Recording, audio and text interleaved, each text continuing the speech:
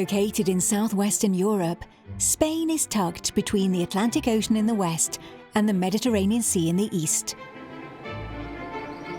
Stretching over most of the Iberian Peninsula, it looks like a small continent of 500,000 square kilometers. Divided into 17 autonomous communities, this semi-federal state of the European Union offers a mosaic of possibilities. There isn't just one, but several Spains. Whether getting lost in the district villages of the capital, being immersed in the scorching Andalusian countryside, wandering on the ochre roads of the Extremadura, or soaking in the Catalan lifestyle and traditions, travellers will discover one of the oldest histories in the world and a country where the people have a strong sense of identity.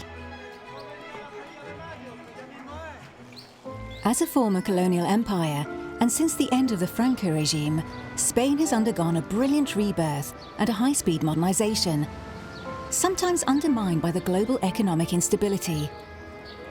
While the Iberian Peninsula is a popular destination for tourists, especially those from the UK and Nordic countries, it's still brimming with undiscovered treasures. In the northwest of the Iberian Peninsula, stretching from the Pyrenees to the Mediterranean, Catalonia is an autonomous Spanish community claiming its independence.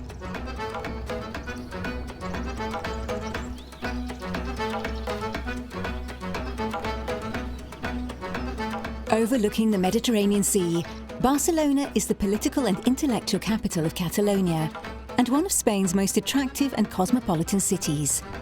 It's renowned for its colours, energy and nightlife. In the medieval alleyways of the Gothic Quarter, on the Ramblas and the Plaza de Catalunya, the tone is set by the modernist villas, mosaics and Gothic arches. Also known as the City of Gaudi, Barcelona reveals a little more of itself from one state to the next. Visitors are never outdone. They get slowly immersed in this astonishing city while discovering people deeply attached to their culture, traditions, independence, and of course the Catalan language.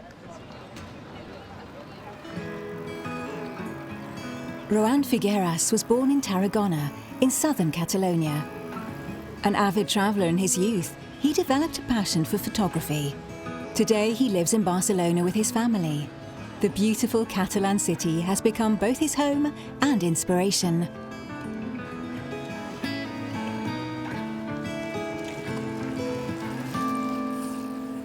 What I like most of Barcelona is the sea, having the sea so close to me. I think it's something that I will miss if I wouldn't have it.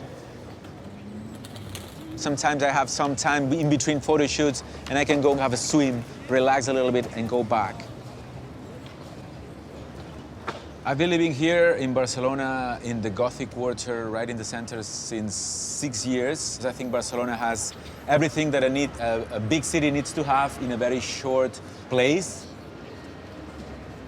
It's everywhere very walkable. That's the very high point of Barcelona. Nice weather, of course, gastronomy, but the fact that you can go almost everywhere by walk, it makes you enjoy much more than if you have to go everywhere by metro, train, any transportation in another city. So that's why I think Barcelona is so special also.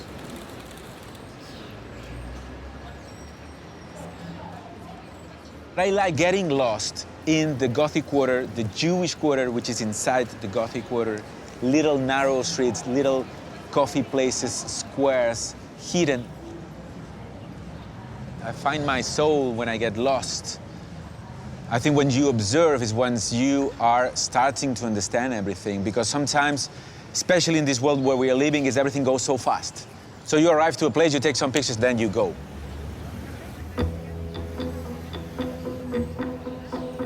Going at his own pace, Rohan gets immersed in places, atmospheres and traditions.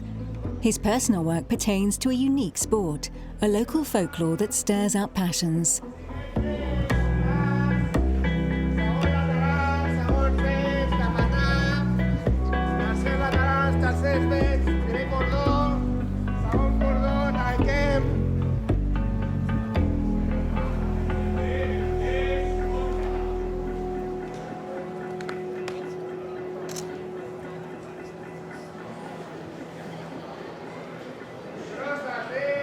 Human towers are very Catalan, 250 years old tradition, but also the nest of this tradition is in my province, in Tarragona.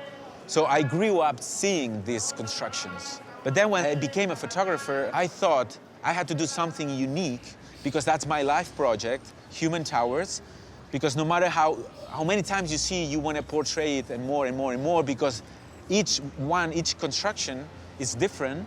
And every time that it happens, they are transmitting something else.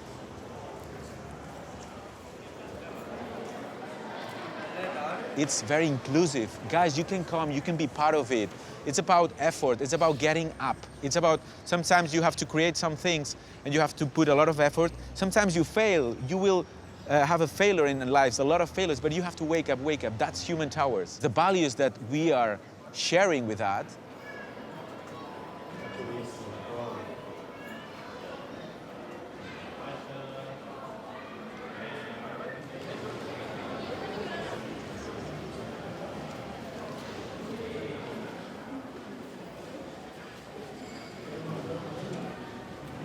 Sometimes they need 1,000 people to construct a whole structure, which is crazy to organize this. So it's somehow very modernist because it's structural, but it's beautiful. So this combination, it's very Catalan. You know, the modernist style that Gaudi showed us, it's very integral because you can see a structural thing, but you can see beauty on it.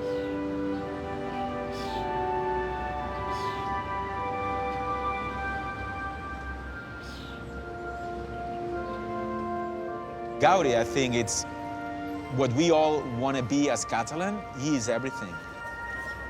It's impossible to understand Barcelona without the work of Gaudi.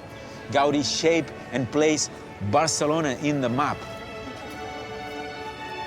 Gaudi was just a genius. What he created in the 19th century without computers, it's just amazing.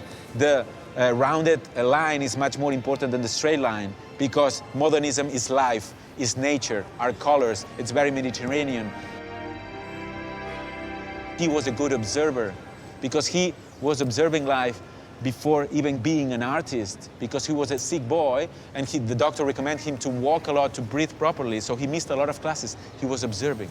He was all the time observing.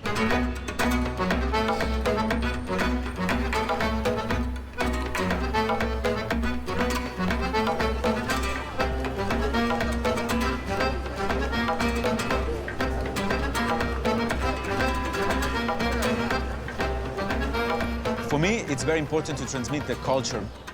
Culture makes us free. I think it's very important. It's not only about pictures.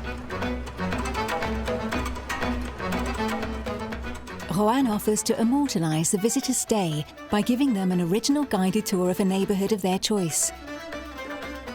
He then turns it into a fun photo shoot. Pilar and Balthazar chose to enjoy this unique experience in the heart of the Gothic Quarter.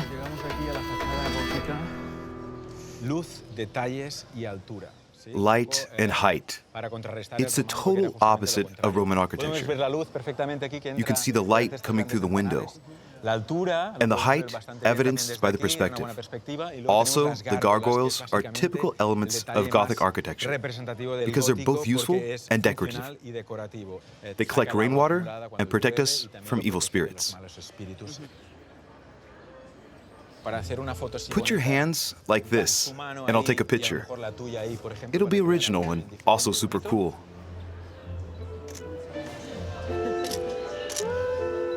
Great, guys. Perfect.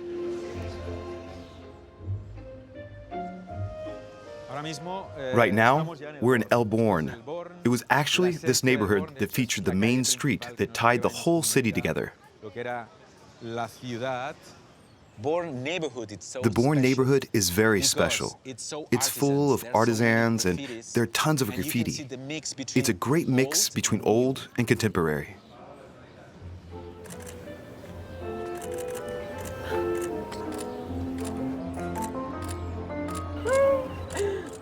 There's an interesting detail here. Right underneath this bridge, you'll see a skull. In medieval times, there was a prison here, and these were the last steps the prisoners would ever take. That's where they'd walk to their death. These were the main streets of the Roman city Documenus Maximus and Cardos Maximus. And at the end of this street, there was a doorway. That's where they'd be executed. Every tour I do, every photo shoot I do, it's like it would be the last one. Today we have a couple, they are dancers, so that's an information that for me is very valuable, because if I don't get that information, all the photo shoots will always look the same. I always try that they explain who they are. They are gonna tell me their stories, because if I don't understand who they are, I cannot be able to portray them as I should and show their souls.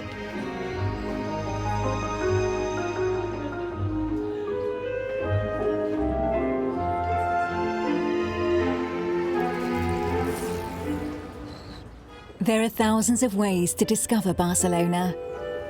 Travelers fall under the spell of the Mediterranean pace.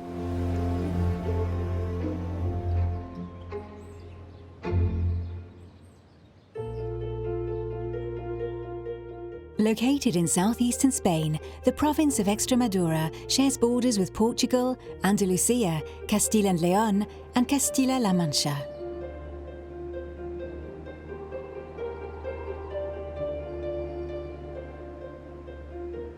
It's probably Spain's most unsung region. Amid the almost exclusively farming landscape stand magnificent cities. This is Spain at its most authentic, where rural traditions and lifestyle are prominent. Among the surprises scattered across this unspoiled territory is a must-see, the city of Mérida. In 1910, the first excavations took place, unearthing one of the best conserved Roman archaeological sites in the world. Founded by Augustus, Mérida was initially called Augusta Emerita. It was the capital of one of the 3 provinces of the Iberian Peninsula that were colonized by the Roman Empire. The western province was called Lusitania. They settled here for 3 reasons. They had water from the most important river of the peninsula. They called it the unhurried. And the climate was more favorable to agriculture than the northern region known today as La Cantabria, where the legionaries who came here as veterans had fought. They called this city Augusta Emerita in honor of Emperor Augustus, and because it was founded for the veterans that came from the north.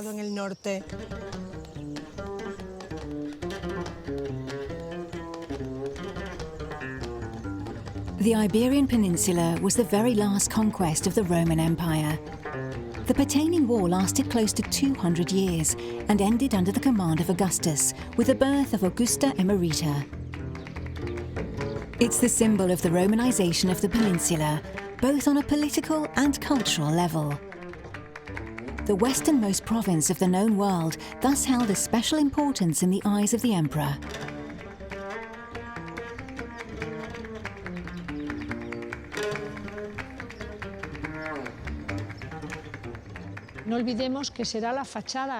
Let's not forget it overlooks the Atlantic front, and it was now part of the Roman Empire.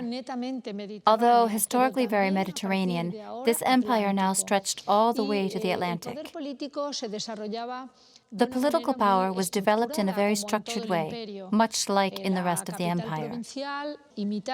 The capital of the province imitated Rome. Forums were created. They had to address the matters of the entire population of Lusitania.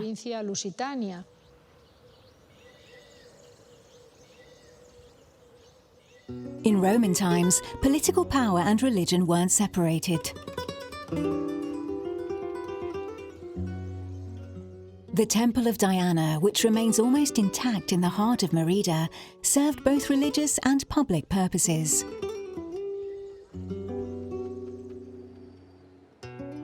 Roman engineering also stood out by its particularly sophisticated water management. In Mérida, one can admire 2 beautiful aqueducts. The most impressive one is called the Aqueduct of the Miracles. It was named the Aqueduct of the Miracles because we considered it a miracle that a structure that size was still standing. Roman hydraulic engineering is exceptional.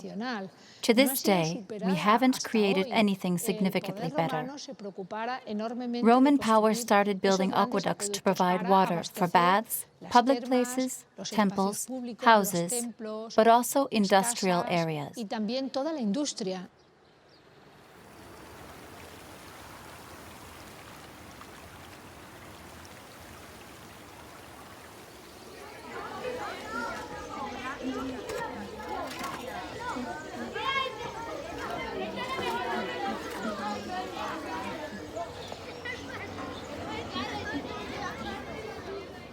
All right, listen up, kids. We'll start digging in this area. We have the opportunity to go and clear up this space. We have to hurry and finish up preparing the ground in order to start real excavation work. So, come on, let's get going.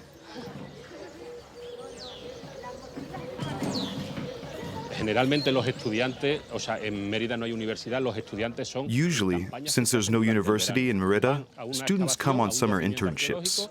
We bring them to the excavation site, the archaeological research site, where they learn about the excavation process, how to dig, how to document, and about planimetry and archaeological materials. In short, everything a future archaeologist needs to know in order to carry out excavations.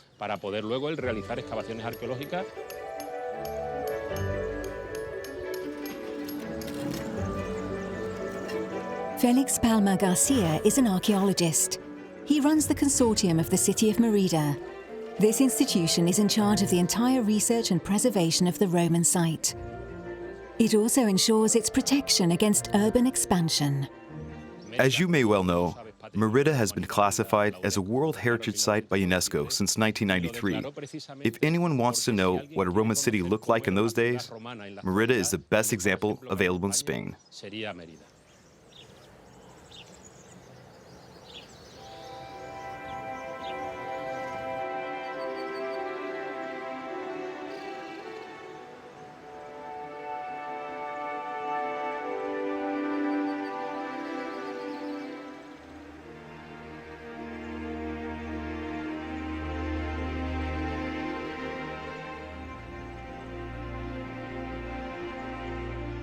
The most impressive monuments of the ancient city of Augusta Emerita are on the outskirts of town.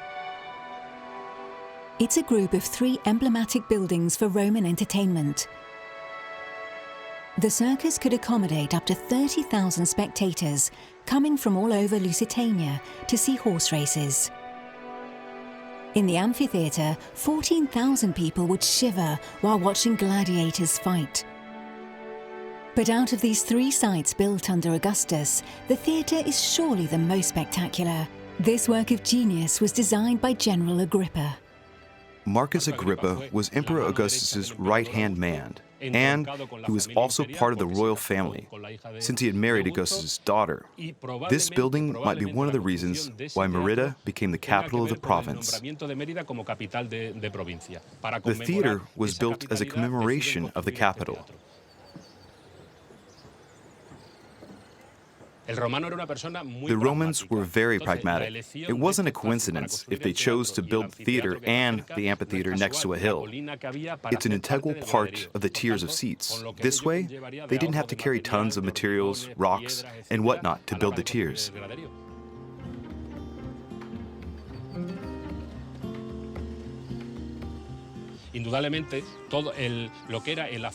Actually, the structure of the tiers reflects a complex social stratum of Roman society.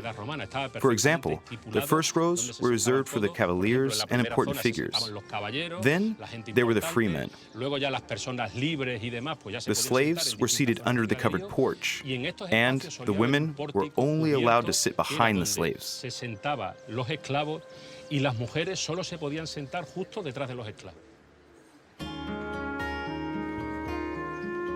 A great many people would come and attend these performances.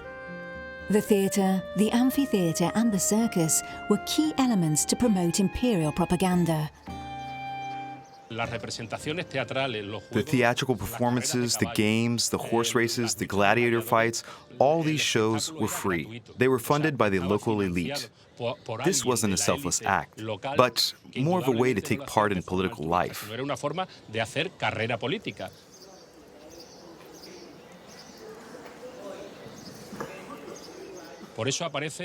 They would show the emperor wearing his military apparel, thus imposing his image as the military chief of the imperial power. What better way to maintain one's power over the people than to offer them a show to one's own effigy? Rome's method of colonization was to implant its lifestyle and political, religious and social systems in every city of the empire. This is how the Roman Empire laid down the first foundations of Europe. In the summertime, Mérida holds the International Classical Theatre Festival. Ever since the 1930s, in front of the columns of the impressive antique stage front, the words of Sophocles, Euripides and Plato come to life in front of thousands of spectators. South of Catalonia, Spain's most powerful river flows to the Mediterranean Sea.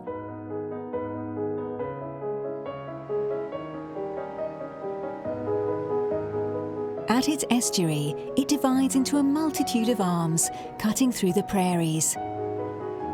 This waterlogged region creates the Ebro Delta. These green lands, dotted with rice fields and populated by migratory birds, offer a setting of protected nature and a fascinating learning ground for ecotourism enthusiasts.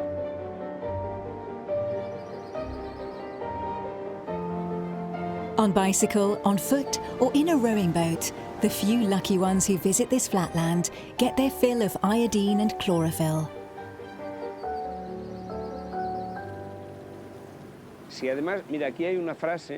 In Catalan, we say, we live from this and it makes us happy. And on top of that, we love what we do. The people who come and visit this region can feel it. That makes us feel good. Hi. Hi.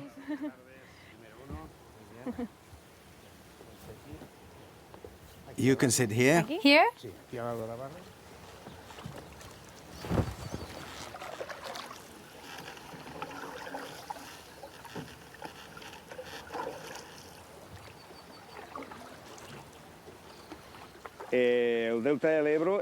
The Ebro Delta is the largest wetland in Catalonia.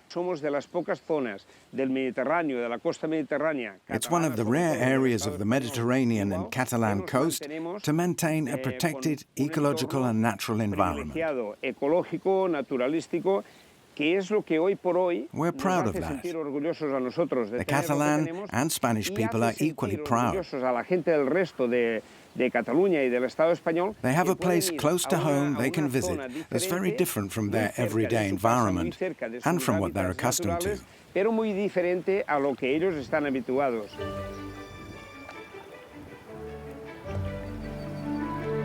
The Ebro begins in the Cantabrian Mountains and flows to the Mediterranean Sea, some 920 kilometers away. Over about 30 kilometers, the territory goes from sea level to areas that can reach 1,500 meters in altitude. From delta plains to sierras and inland plateaus, over the rice fields and farmlands, the delta offers habitats that are particularly hospitable for wildlife.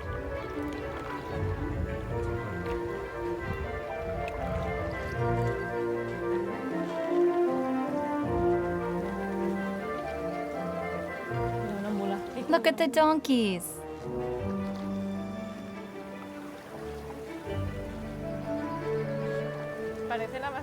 This one looks younger.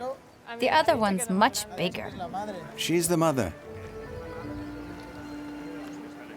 We're right next to the Encanizada Lagoon, the largest one of the delta. It's made of 60% fresh water and 40% salt water. Different vegetation grows in each lagoon. In the last few years, we lost a lot of the delta's vegetation due to circumstances like government inaction and the lack of budget, initiatives, and ecological investment for the protection of the delta.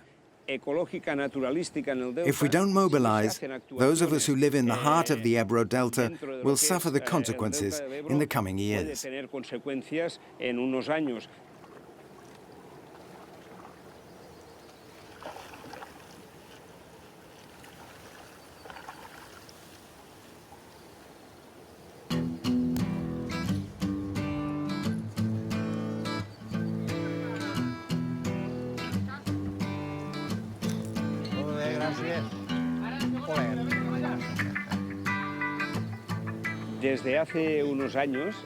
the last few years, several lovers of the region have engaged in work that's different from the kind we used to do.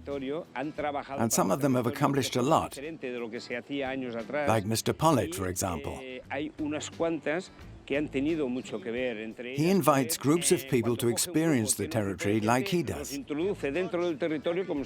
That's how he can showcase the region. He passes on the values of those working to save this territory.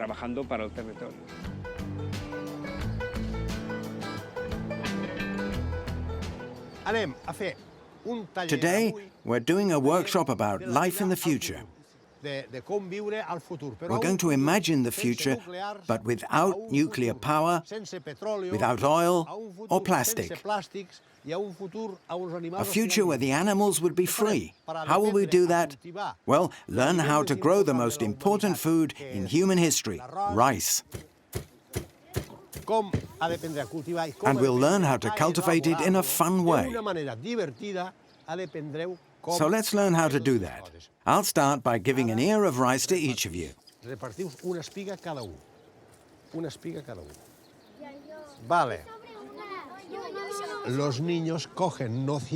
The kids discover how to grow one of the staple foods of mankind, rice, and how to hunt with pikes and fish from the seashore without any machines, fuel, or chemicals. Look, I use my right hand like this. You see what I did? Here's the straw, and here's the grain. Life in the future isn't about bigger machines, but rather about regaining balance with nature, just like when I was little.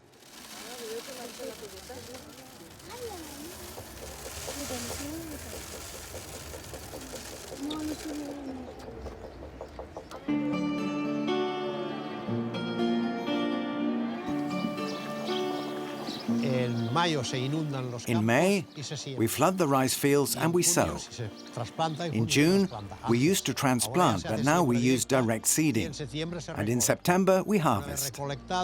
Once the rice is harvested, we leave the fields flooded for migratory birds coming from Northern Europe. We have an agreement with the European Economic Community to preserve rice farming. The biological cycle of rice allows the young birds to have access to vegetation and be protected from predators. When the rice is harvested, they move to the lagoons or the bays. They go from the fields to other surrounding aquatic environments in order to survive.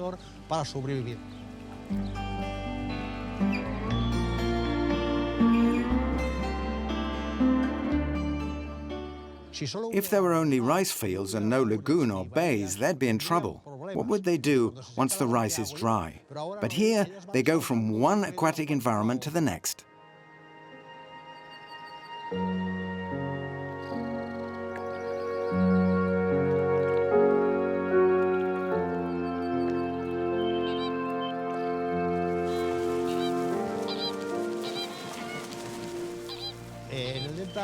In the delta, we have 4 key species of birds.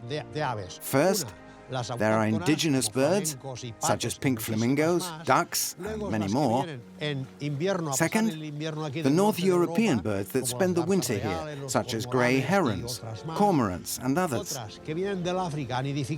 Third, we have species from Africa nesting here, like the squacco heron and the purple heron, among others. And finally, some birds use the delta for a stopover, such as storks and sea eagles. Many birds stop here.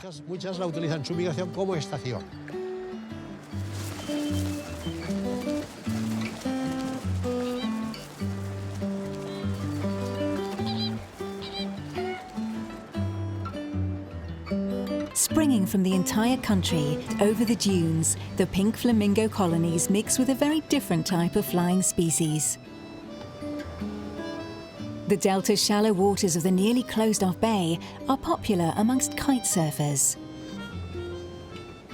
Playa del Trabucado and the Banya Peninsula create a sand barrier over 5 kilometers long and 100 to 200 meters wide.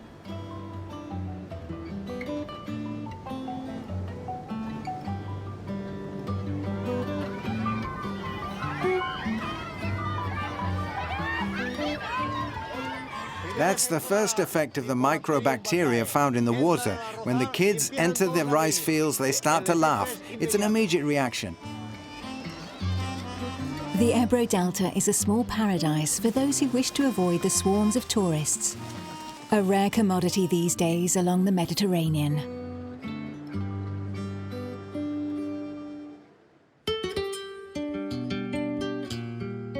In the south of Spain, bordered by the Mediterranean and sculpted by the Sierra Nevada, the province of Andalusia is at the crossroads of Muslim, Jewish and Christian civilizations.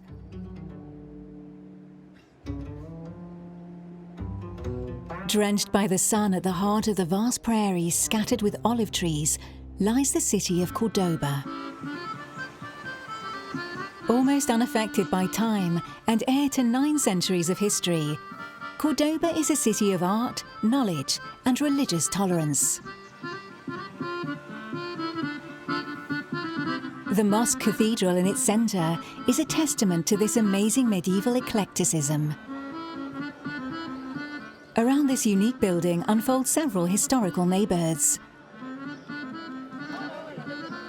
In May, the narrow and shadowy streets are taken over by an enthusiastic crowd celebrating the Courtyards Festival. During this event, listed as part of the intangible cultural heritage of humanity by UNESCO, the Cordobés open the doors of their secret gardens.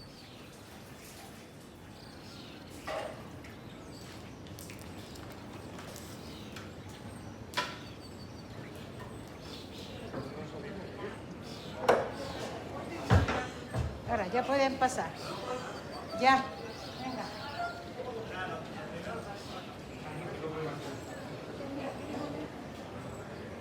What do you think of my house? Do you like it? How long have you been living here? I've been entering the contest for 11 years, and I've been living here for 50. Do you like my courtyard? It's spectacular. How many plants do you have?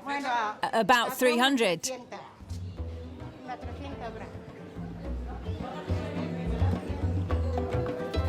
These inner courtyards are intercultural and intergenerational gathering places, showcasing the artistic and architectural influences found in the city of Cordoba. Cordoba is a perfect illustration of the Hispanic and Muslim traditions inherited from the Roman era. The courtyards, in particular, display a number of elements that showcase these influences. For example, there's the well, a basic element providing water to the household, but also to the vegetation, cooling down the courtyard. In the heart of Andalusia, the climate is very harsh, especially in the summer. That's why vegetation is so important to bring coolness, just like the water from the fountain. El agua a través de la fuente.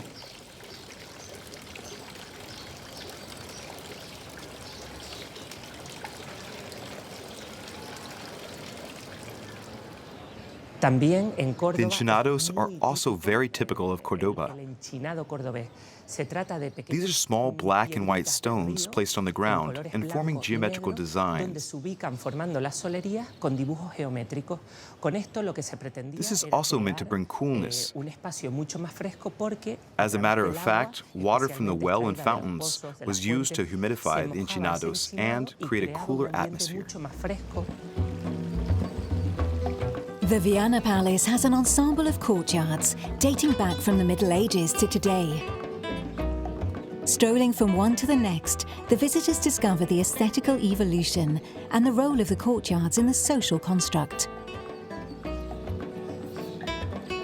Con la llegada de los The arrival of the cristianos, Christians realmente hay un radically cambio changed the sustancial en el aesthetics patio. of the courtyards. Hay un cambio They built especialmente them en la according to the arquitectura. Renaissance Se convierte style. en una arquitectura renacentista.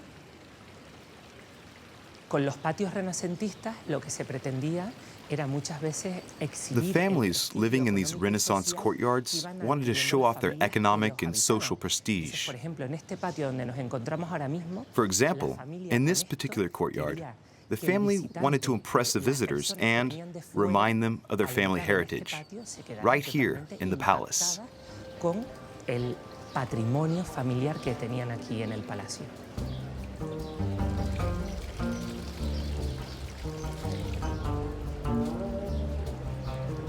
In May, both the seigneurial and the lower class courtyards are all adorned. The festival is unquestionably a real beauty contest.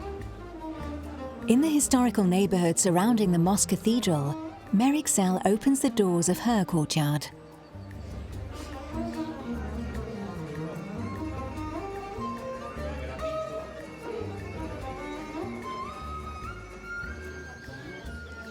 Come smell, it's so fragrant. Que hay que buscarlo. Clavo. Usually the courtyard is a shared space and all the neighbors tend to it. But in some families, only one family owns the house. Here there are 3 families involved. My mother lives on the ground floor and my sister and I live on the first floor with our families. Do you know the meaning of the hydrangeas? It means the families are fighting. My grandmother told me that it meant the girls weren't married yet. That's probably why the girl in question never got married. Could be why they're fighting. The first time we entered the contest was in 2005. We had just finished building the house, restoring the wall, and there were only 2 courtyards in the neighborhood that had registered. Actually, that's why we decided to participate. We felt bad that in a neighborhood so typical and puristic in terms of courtyards, a place where there had been over 20 contestants in recent years now suddenly only had 2. Of course, right before the contest, there's a bit more work because we want to add a new plant here or there, repaint the gates, clean everything thoroughly, and make sure everything is to our liking. But in reality, we take care of our courtyard all year round.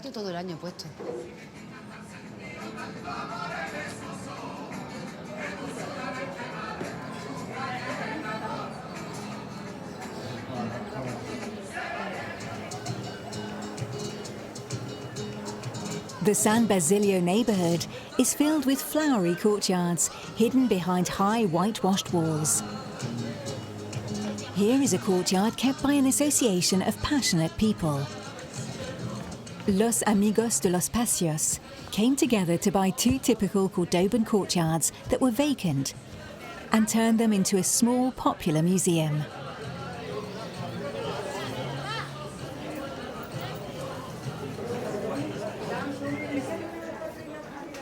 When the association bought this house, it managed to save a perfect example of the architecture of Cordoban courtyards. It was what we called a neighbor's house, where 12 families lived in very limited space and shared common rooms. There were 3 kitchens, we kept one for visiting purposes, plus a well and a wash house. All of those were shared. They also shared the courtyard, joining in celebrations and reunions. This type of architecture and lifestyle saw the people through good times and bad times.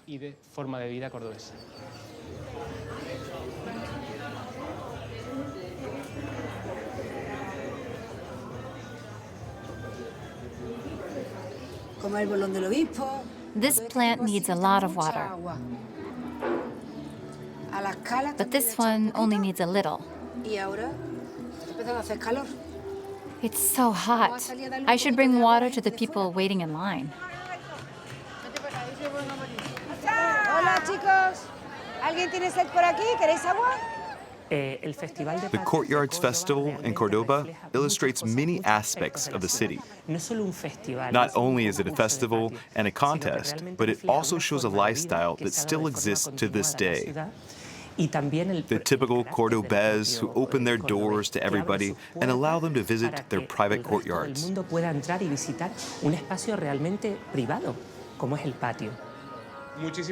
Thank you so much for the visit. I hope you win first prize. Thank you very much. You're so thirsty. There's no stopping you.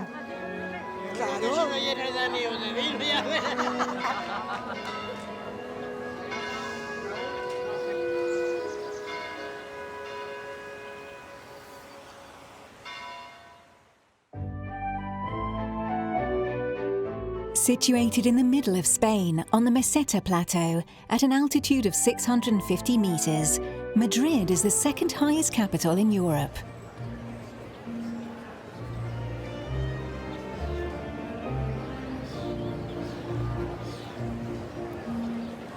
A city of arts, Madrid has some of the most important museums in the world.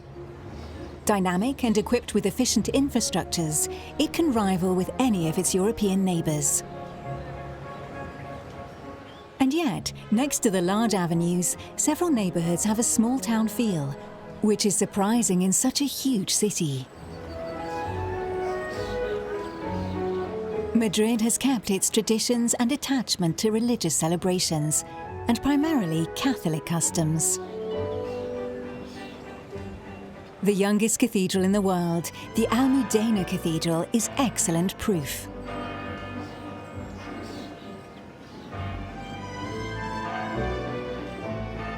For those who enjoy grandeur and originality, there's a significant surprise in the vicinity of Madrid.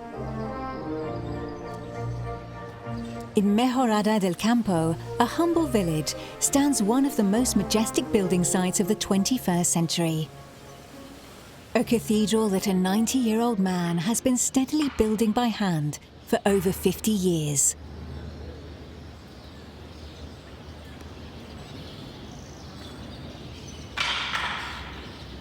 I started in 1961. I do it for the love of Christ. All I have is dedicated to Christ, and so am I. I do this for him. Justo Gallego was born in a middle-class family in Mejorada del Campo. At age 27, he joined the monastery in Santa Maria de Huerta, where he spent 8 years of his life. At 35, he contracted tuberculosis. He was hospitalized in Madrid for over a year, but upon his release, the monastery refused to take him back, fearing the contagious disease. Justo Gallego headed home, and to thank the heavens for his recovery, he undertook the crazy project of building a cathedral.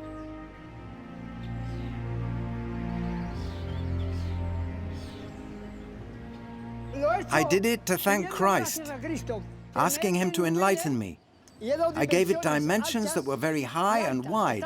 Everything is proportional, but it was all given to me. I'm just a worker. I'm not here to understand.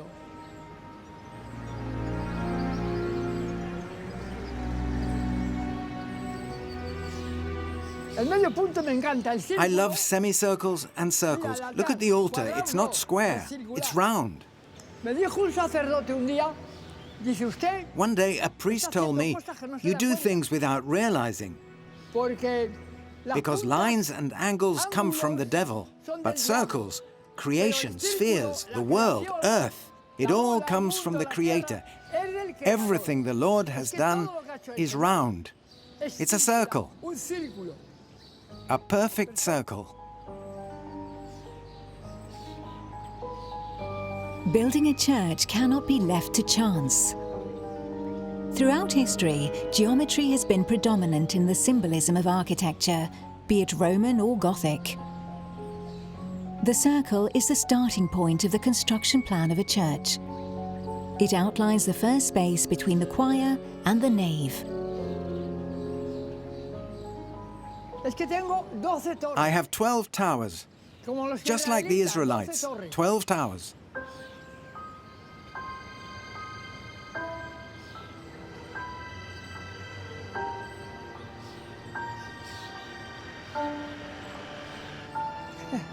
But it wasn't planned. I just made them and they appeared.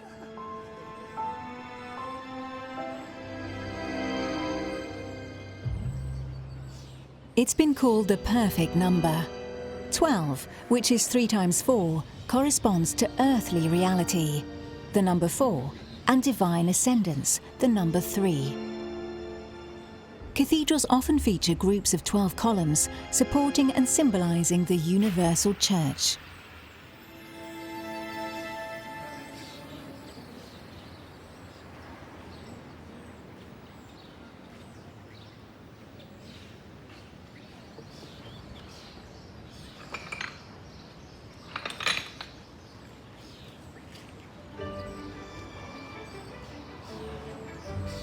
In the beginning, Justo was very much alone in his divine undertaking. His construction materials came from salvaging and recycling. For example, the numerous pillars we see in the cathedral were molded from concrete buckets. Angel, put more yellow. More yellow, there's too many black tiles. You need to make a design and leave some space for some yellow and red.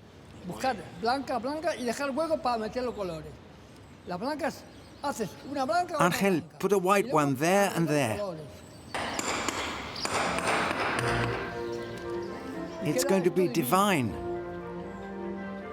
Today, the old man has become a celebrity in the region, and many try to help him any way they can. He receives donations, which allows him to follow his destiny day after day. It's getting done little by little, very slowly, because he has limited resources. I see this man progressing slowly, doing what he can with the help he gets.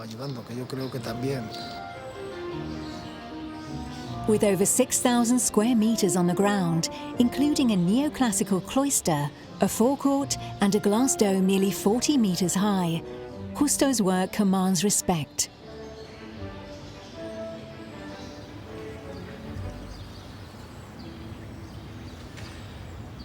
Angel Lopez has been working alongside Justo Gallego for several years.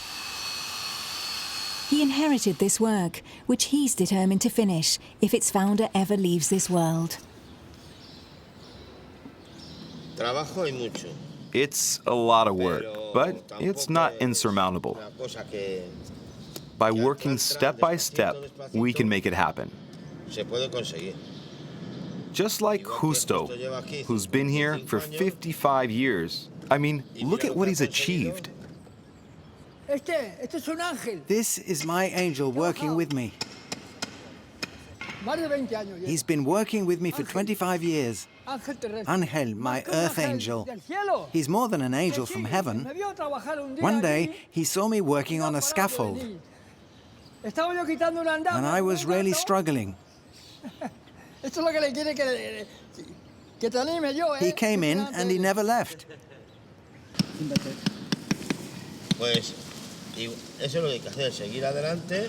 We have to keep going, step by step, without fear, to try and finish it.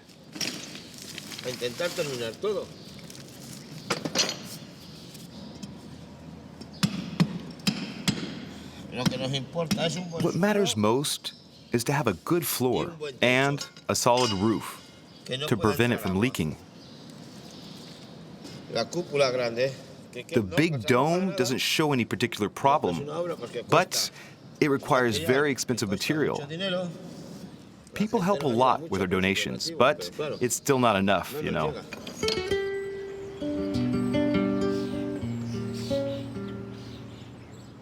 The cathedral, dedicated to Our Lady of the Pillar, the patron saint of La Hispanidad, reminds us of the story of the Sagrada Família, still unfinished to this day.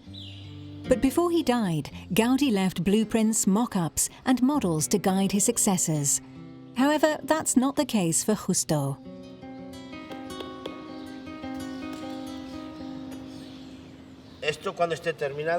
When it's finally done, it'll be unique in the world. Apart from the Vatican, of course. It's the inner strength of Christ. It's faith. I like Roman art, but it was used to build pirate fortresses. What we need now is to add some light, a lot of light, and it will be beautiful. Be it ephemeral or eternal, hidden in the heart of Spain, Justo Gallego's cathedral is meant to be universal. It's a must-see when visiting Madrid. Spain is unlike any other country. So many times crossed, invaded, and ruled by foreign powers, it has its way of integrating cultural contributions while remaining deeply attached to its roots. On the way, travelers are soothed by the zest for life springing from the entire country as they discover the infinite riches of a more secretive Spain.